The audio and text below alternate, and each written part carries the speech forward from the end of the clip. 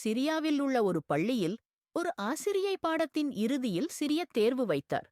வெற்றி பெறும் மாணவிக்கு பரிசாக ஒரு புதிய ஜோடி காலணி கொடுக்கப்படும் என்று அறிவித்தார். அனைவரும் ஆர்வமாக எழுதிய தேர்வில் எல்லோரும் சரியான விடைகளை தந்தனர். யாருக்கு பரிசு கொடுப்பது என்று தெரியாமல் ஆசிரியை பெயர் சீட்டுப் போட்டி நடத்தினார். அதில் எடுக்கப்பட்ட பெயர் வபாஃப். வபாஃப் மிகவும் ஏழ்மையான மாணவி. பல நாட்களாக தேய்ந்து போன காலணியை மட்டும் அணிந்து வந்தவள். புதிய காலணியை பெற்றதும் அவள் முகத்தில் மகிழ்ச்சி மலர்ந்தது.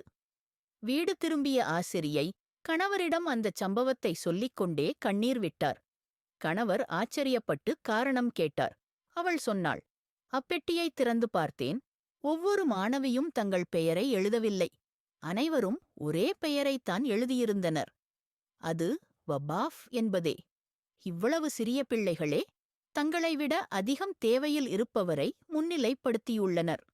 இதுவே நாமும் நமது பிள்ளைகளையும் கற்றுக் கொடுக்க வேண்டிய உண்மையான கல்வி.